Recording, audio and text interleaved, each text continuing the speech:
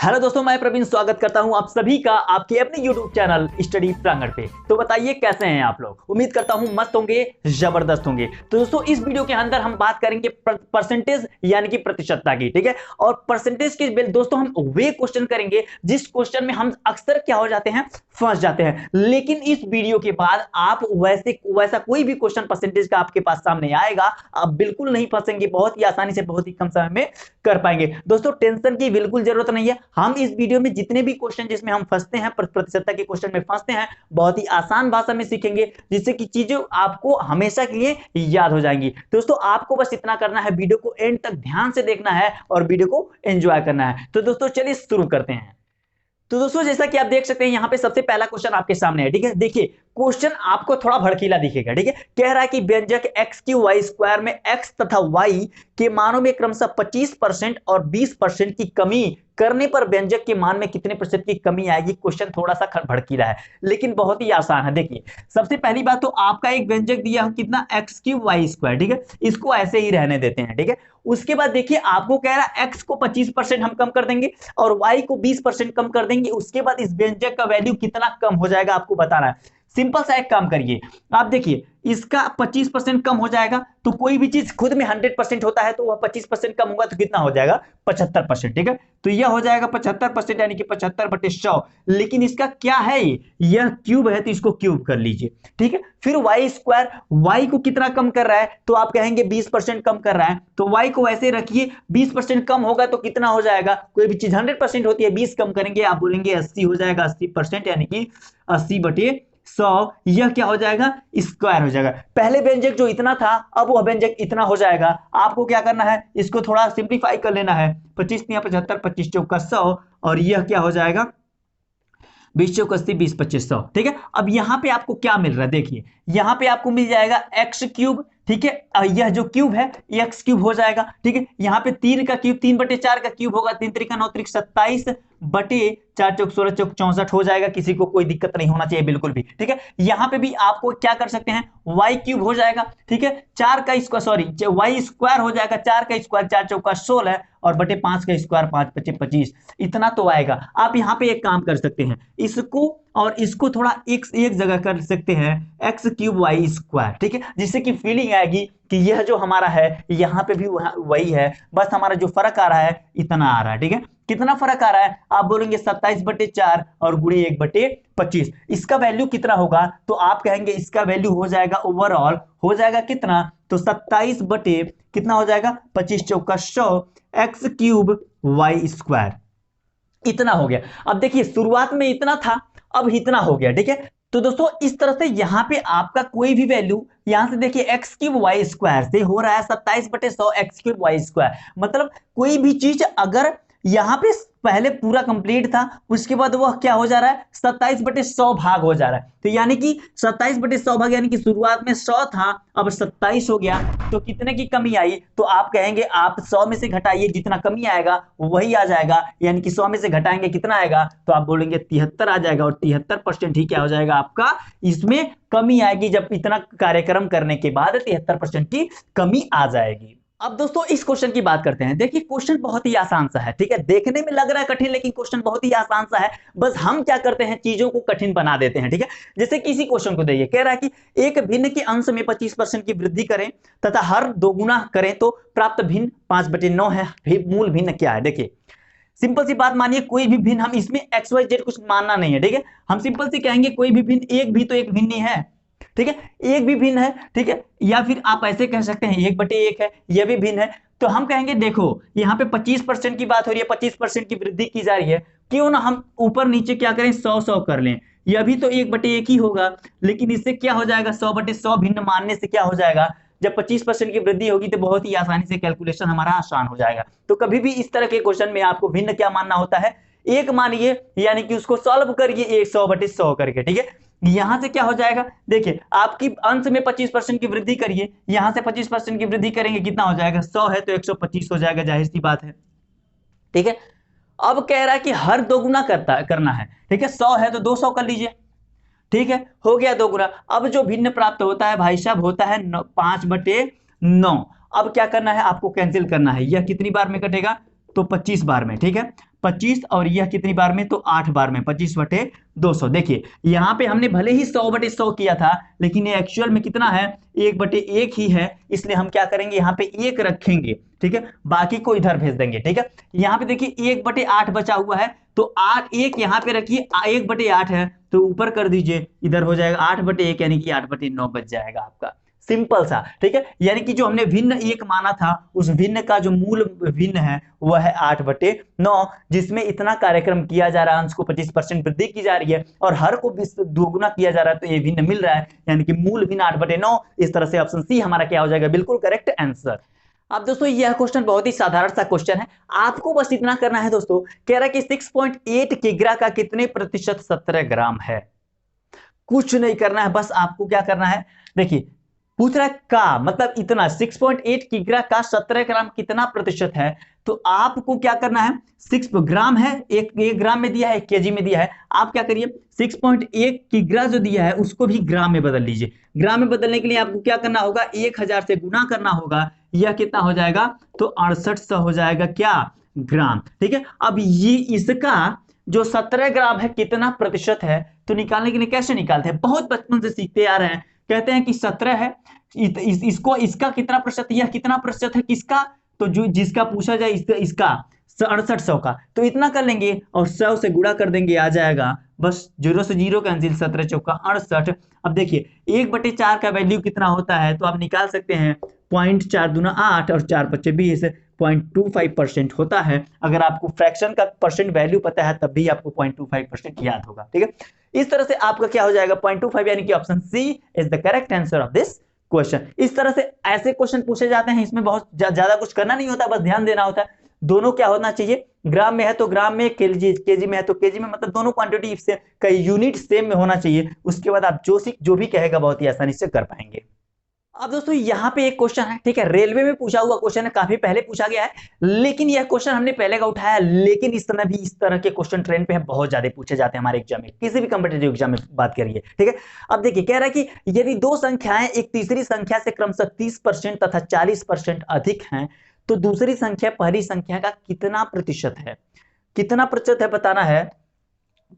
देखिए सिंपल सी बात है भाई साहब, आपको 2-3 संख्याएं दी हुई हैं, पहली दूसरी तीसरी, ठीक है, ऐसे दिया हुआ है, तो सबसे पहले कह रहा है कि जो पहली और दूसरी संख्या है तीसरी संख्या से 30% तथा 40% अधिक हैं, तो इससे अधिक है ना, तो इसको सबसे पहले 100 मान लीजिए, ठीक है।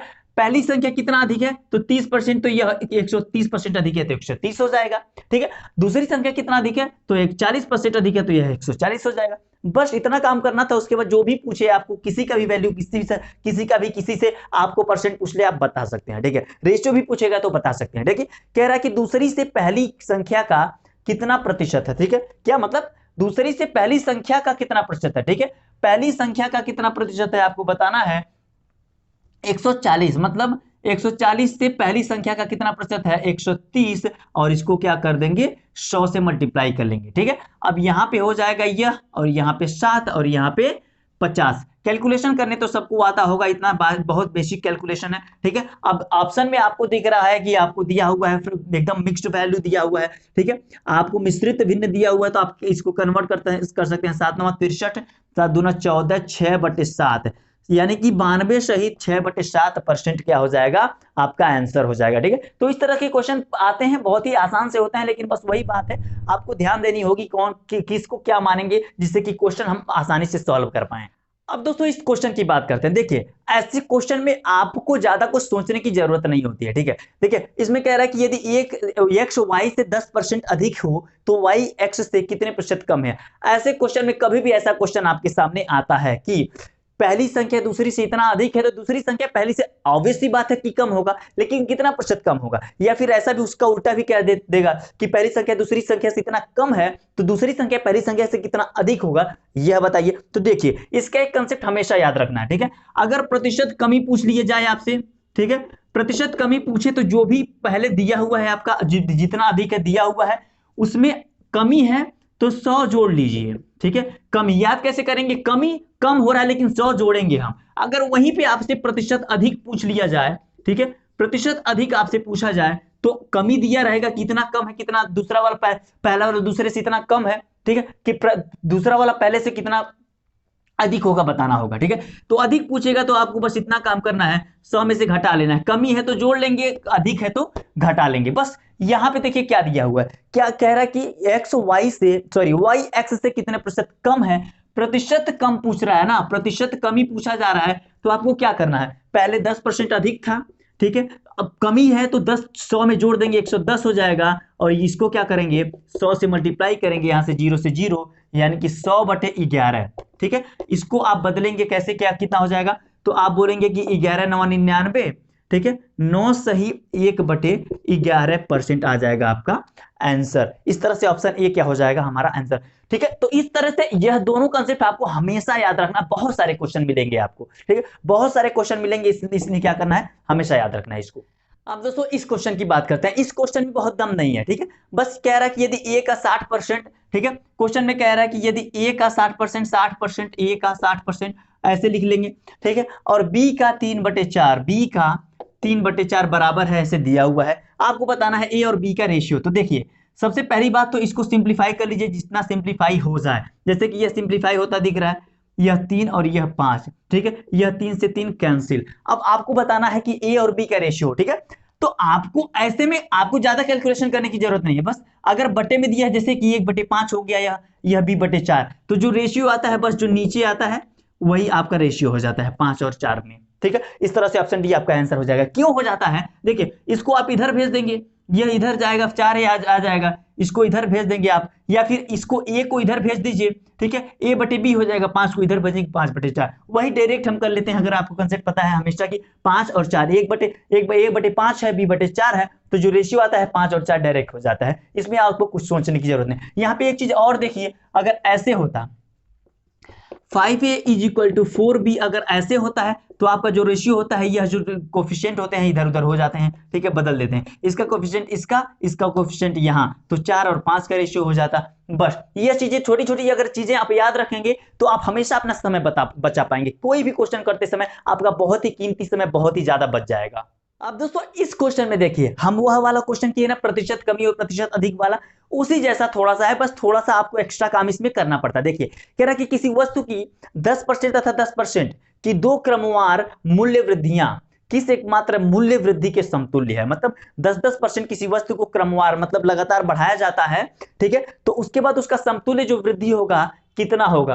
तो कभी भी ऐसा क्वेश्चन आता है, ठीक है, तो आपको कैसे करना होता है ऐसे क्वेश्चन को, सिंपल सी बात है। देखिए अगर वृद्धि हो रही है तो प्लस से डिनोट करिए, +10 की वृद्धि हो रही है पहले, फिर दोबारा कितने की वृद्धि हो रही है, +10, ठीक है, वृद्धि होगी तो प्लस, अगर कमी होगी तो माइनस, ठीक है, 10 की वृद्धि हुई, यहां पे +10, यहां पे 10 की फिर वृद्धि हुई +10। अब क्या करना है, अब इन दोनों को साइन का मल्टीप्लीकेशन लेना है, प्लस प्लस का मल्टीप्लीकेशन कितना होता है, आप बोलेंगे प्लस ही हो जाएगा, कोई टेंशन नहीं। अब इन दोनों को मल्टीप्लाई कर लीजिए, ठीक है, 10 × 10, और नीचे क्या कर लीजिए 100 से भाग दे दीजिए, जो ओवरऑल आएगा वही आपका परिवर्तन होगा। अगर प्लस में आएगा तो प्लस होगा, वृद्धि होगी, अगर माइनस में आएगा तो कमी होगी, ठीक है। यहाँ पे देखिए 0 0 0 0 खत्म, 10 20 और यहाँ पे 1, टोटल कितना आ रहा है 21%, यानी कि जो समतुल्य वृद्धि होगी कितना हो जाएगा, तो 21% हो जाएगा। तो इस कंसेप्ट को भी हमेशा याद रखना है, क्योंकि इस पे भी आपके क्वेश्चन अक्सर बनते हैं, और कभी कभी तो एग्जाम में भी आपको क्या होता है, सिंपल इंटरेस्ट का सॉल्व कर रहे हैं क्वेश्चन, परसेंटेज का सॉल्व कर रहे हैं, या फिर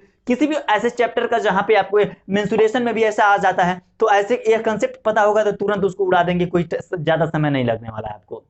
तो दोस्तों अब इस क्वेश्चन की बात करते हैं, बहुत ही बेहतरीन क्वेश्चन है, ठीक है, आपको बहुत ही कम से कम समय में इसको करेंगे। आप एक तरीका सीख लीजिए कैसे करना है। देखिए कभी भी आपको ऐसा क्वेश्चन आता है, जैसे कि क्वेश्चन पढ़ते हैं, क्या कह रहा है, चीनी के मूल्य में 10% की कमी हुई। कभी भी ऐसा क्वेश्चन आता है जिसमें कोई किसी सामान का मूल्य में कितना प्रतिशत कमी किया जाए या फिर कितना भी % वृद्धि किया जाए, ठीक है, उसके बाद होने से कोई गृहिणी इतने रुपए में इतना किग्रा चीनी अधिक खरीद सकती है, यानी कि ऐसे आएगा कि इतने रुपए में इतना किग्रा चीनी या फिर कुछ भी इतना किग्रा इतना लीटर अधिक खरीद सके या फिर इतना कम खरीद सके, ऐसा आए तो चीनी का घटा हुआ मूल्य प्रति किग्रा कितना होगा। तो आपको यह समझना है, इसको निकालने के लिए बस आपको क्या करना है, नया मूल्य कैसे निकलेगा। देखिए आपको निकालना है कि कितने % की कमी हुई है या फिर वृद्धि। इस क्वेश्चन में कमी हुई है तो 10%, सिंपल सा इसको लिख लेना है। 10% की कमी के बाद इसको गुणा करना है कितने रुपए में, तो 1116 रुपए में कितना अधिक खरीद सकती है, कितना अधिक खरीद सकते हैं, तो आप बोलेंगे 6.2 kg चीनी अधिक खरीद सकती है।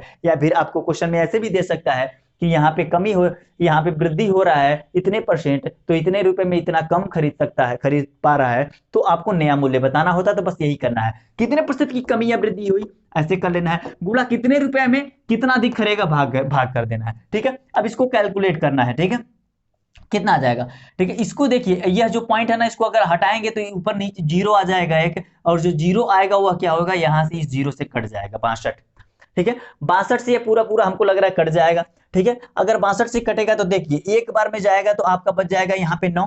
ठीक है, यहाँ पे 9 और यहाँ पे सॉरी, यहाँ पे आपका बस 4 यहाँ पे 96। ठीक है, अब कितनी बार में जाएगा, 3 बार में जाएगा क्या, 8 बार में, 8 दूना 16, 8 सके 48। ठीक है, 8 बार में जाएगा। ठीक है, तो यहाँ पे आपका पहले एक बार में जा किया, फिर 8 बार में, यानी कि टोटल 18 बार में कट रहा है। ठीक है, 18 बार में कट रहा है, और जो ओवरऑल आया यानी कि 18 रुपए, और यही क्या हो जाएगा, प्रति किग्रा हमारा नया मूल्य, जैसा कि हमने लिखा है यहाँ पे। ठीक है, तो नया मूल्य निकालने के लिए हमेशा यही तरीका अप्लाई करना है। लेकिन दोस्तों, अगर आपसे कभी भी पूछ ले कि पुराना वाला मूल्य कितना था, तो कैसे निकालेंगे, सिंपल सी बात करना। देखिए 10% कमी के बाद यह आया है ना, तो 10% कमी मतलब 90% का वैल्यू यह है, यानी कि 10% की कमी के बाद यह नया मूल्य है, 90% का वैल्यू है 10% कमी के बाद, तो 100, यानी कि पहले 100 था, कोई भी चीज शुरुआत में 100 ही रहता ही है, तो इसका वैल्यू कितना हो जाएगा, बस 9 दूना 18, 10 दूना 20, यानी कि पहले 20 रुपए प्रति केजी था जो चीज, अब 10% की जब कमी हो गई मूल्य में, तो वह कितना हो गया है, 18 रुपए प्रति केजी हो गया है। कोई भी चीज पूछेगा आप इस तरह से बहुत ही आसानी से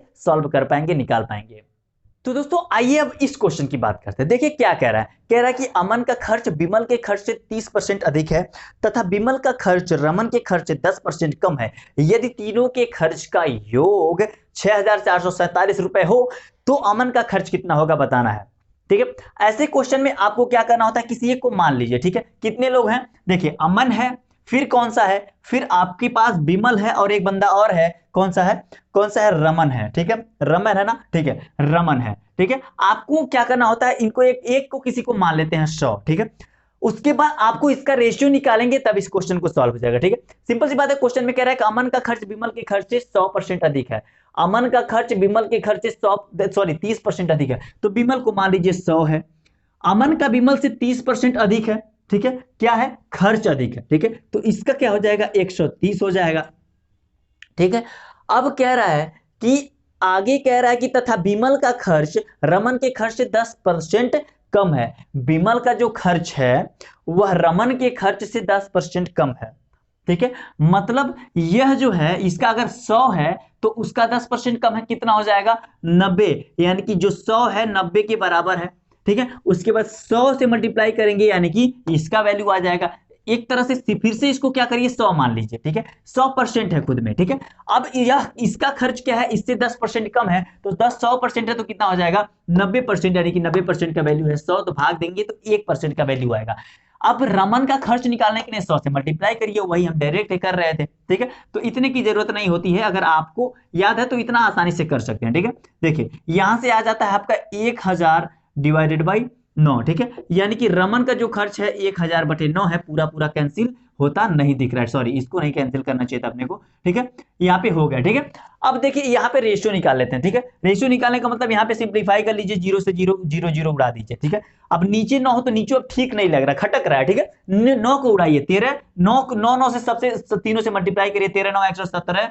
ठीक है, यह 9 10 9 90, और यह तो 9 खत्म हो जाएगा, 100 बच जाएगा। ठीक है, ओवरऑल आपका अमन और विमल और रमन का जो रेशियो आएगा खर्च का इतना आ रहा है। ठीक है, अब देखिए तीनों के खर्च का योग आपको दिया हुआ 6447। ठीक है, अब इसको हम थोड़ा इसको मिटाते हैं। ठीक है, 6000 कितना दिया हुआ है, 6447, तो 6447 दिया हुआ है, तीनों का खर्च का योग, तो यहाँ पे तीनों को जोड़ लीजिए। ठीक है, कितना मिलेगा आपको, यहां से 190 मिल रहा है। ठीक है, 190, और इसका ले लेंगे यह 100 200, यहाँ पे 300 दिख रहा है हमें, 317 है ना, सॉरी 307 है।